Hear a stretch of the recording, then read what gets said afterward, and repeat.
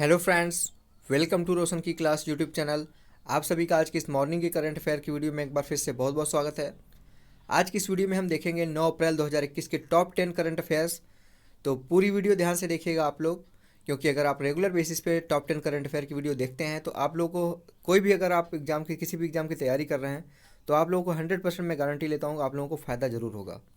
यहाँ पे मैं उन क्वेश्चन के साथ उनके एक्स्ट्रा पॉइंट भी बताता हूँ, उसका स्टैटिक पोर्शन जो कवर करता हूँ, उससे आप लोगों का स्टैटिक जीके का भी पोर्शन साथ ही साथ करंट अफेयर के साथ तैयार होता रहता है।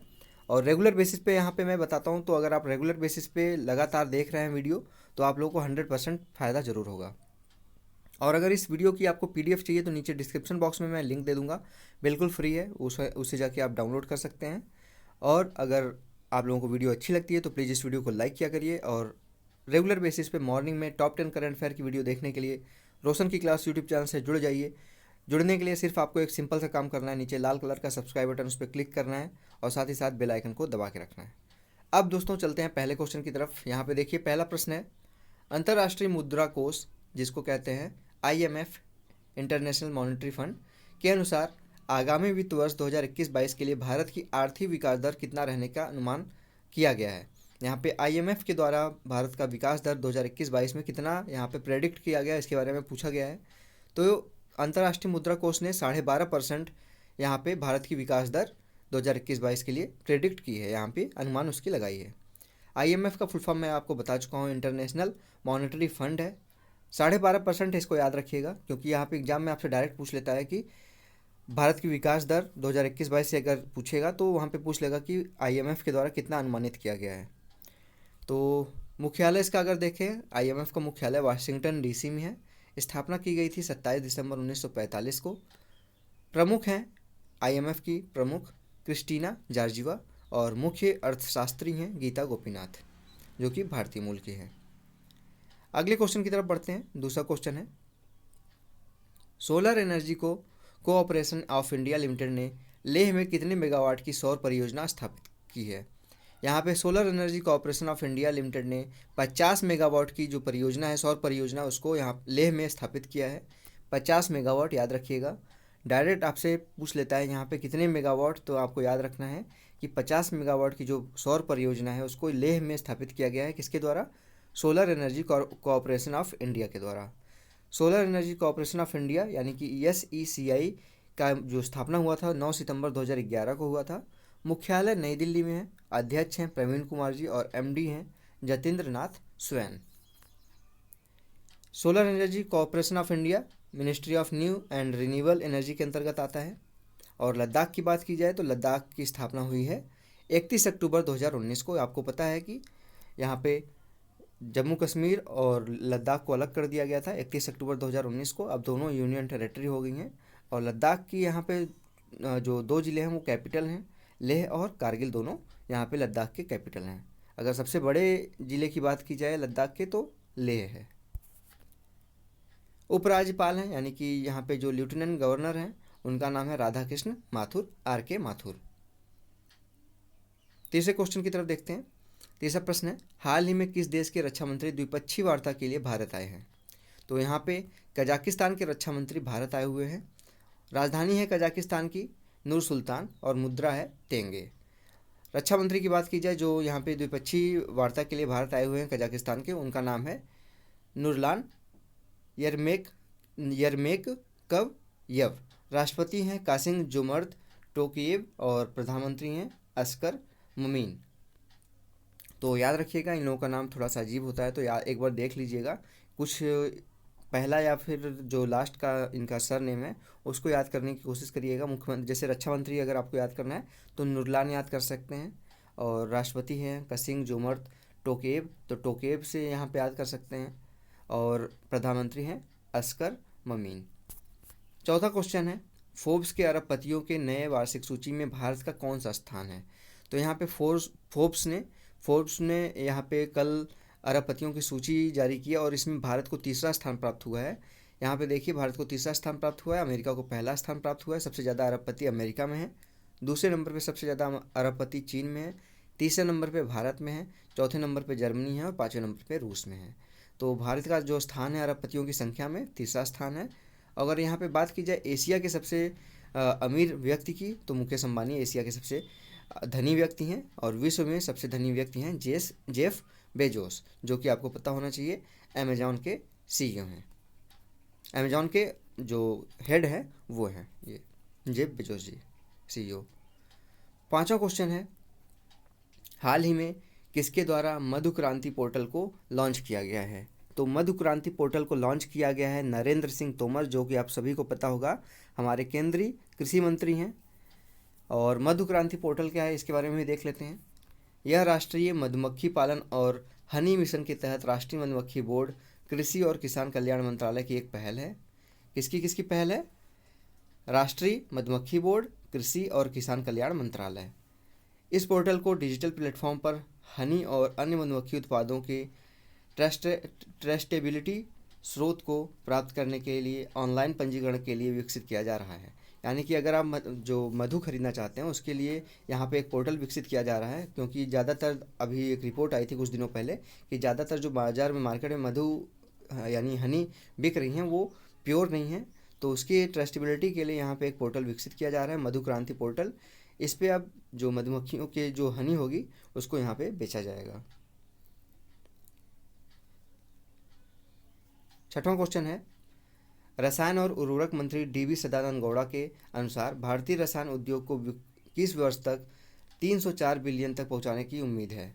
तो 2025 तक 304 बिलियन पहुंचाने की इन्होंने उम्मीद जताई है सदानंद गौड़ा जी ने। डीवी सदानंद गौड़ा हमारे रसायन और उर्वरक मंत्री हैं।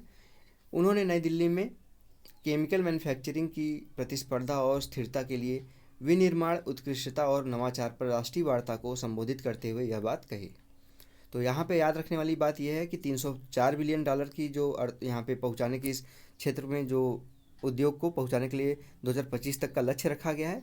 और हमारे जो उर्वरक और रसायन मंत्री हैं उनका नाम है डीवी सदानंद गौड़ा। सातवां क्वेश्चन है, प्रधानमंत्री नरेंद्र मोदी ओडिशा इतिहास पुस्तक का हिंदी अनुवाद जारी करेंगे, जिसे किसके द्वारा लिखा गया है? तो ये पुस्तक है, पहले तो पुस्तक का नाम देख लीजिए, ओडिशा इतिहास। इसको लिखा गया है उत्कल केसरी के द्वारा और डॉक्टर हरे कृष्णा मेहताब के द्वारा। अगर उत्कल केसरी जी की बात की जाए तो उत्कल केसरी जी 1946 से 1950 तक और 1956 से 1961 तक ओडिशा के मुख्यमंत्री के रूप में कार्य कर चुके हैं उत्कल केसरी जी।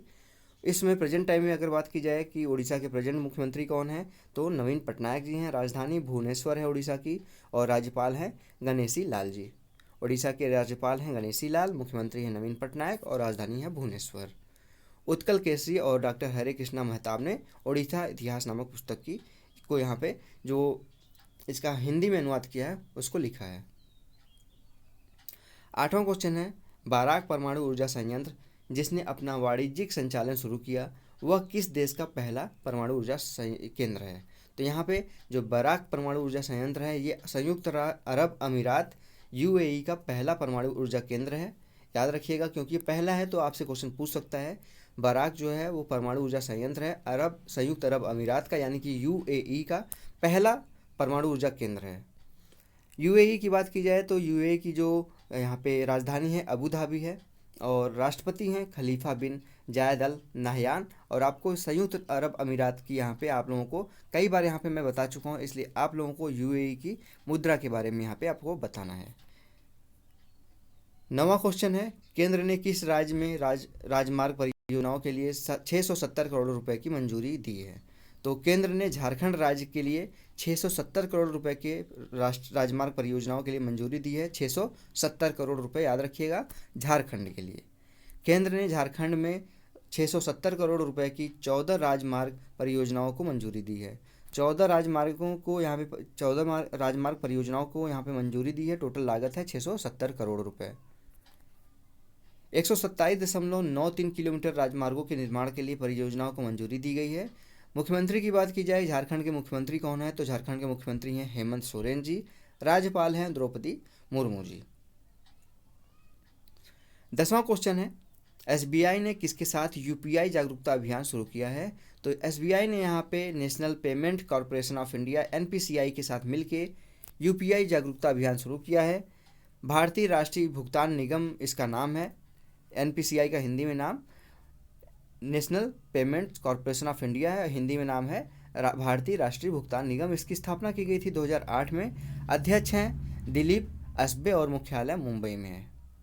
एनपीसीआई का मुख्यालय मुंबई में है, स्थापना की गई है 2008 में और अध्यक्ष हैं प्रेजेंट टाइम में दिलीप असबे जी। इस संयुक्त पहल का उद्देश्य एसबीआई के बैंकिंग और लाइफस्टाइल प्लेटफॉर्म योनो के उपयोगकर्ताओं को यूपीआई भुगतान के लिए प्रोत्साहित करना है, जो आसान, सुरक्षित और तत्कालिक है। जो आपको यूपीआई की सर्विस है वो तुरंत पेमेंट ट्रांसफ़र करती है और आपका जो सुरक्षित भी है और सरल भी है। इसलिए इसको थोड़ा सा प्रमोट किया जा रहा है एसबीआई और एनपीसीआई के द्वारा। ठीक है। यूपीआई का फुल फॉर्म है यूनिफाइड पेमेंट इंटरफेस। 1 अप्रैल 2016 से यह शुरू किया गया है। यूपीआई याद रखिएगा 1 अप्रैल 2016 से शुरू किया गया है। आपसे फुल फॉर्म पूछ सकता है यूपीआई का, काफ़ी इंपॉर्टेंट है, याद रखिएगा। Unified payments interface. एसबीआई का फुल फॉर्म आपको पता है, स्टेट बैंक ऑफ इंडिया। 1 जुलाई 1944 से यहाँ पे ये कार्यरत है और अध्यक्ष हैं दिनेश कुमार खारा जी और मुख्यालय है मुंबई में। 1906 में बैंक जो पहला बैंक है 1906 में बनाया गया था, बैंक ऑफ कलकत्ता। 1921 में इंपीरियल बैंक ऑफ इंडिया की स्थापना की गई थी। ठीक है। इंपीरियल बैंक ऑफ इंडिया की स्थापना जो की गई थी, bank of Calcutta, bank of Madras और बैंक ऑफ मुंबई को मिला के 1921 में इंपीरियल बैंक ऑफ इंडिया बना दिया गया था। बाद में इसी को आपको एसबीआई में कन्वर्ट कर दिया गया था। तो ये था दोस्तों आज का क्वेश्चन। आशा करता हूँ आप लोगों को करंट अफेयर का क्वेश्चन पसंद आया होगा, लेकिन अभी आप लोगों का आज का प्रश्न बाकी है, आपको इसका आंसर देना है कमेंट बॉक्स में।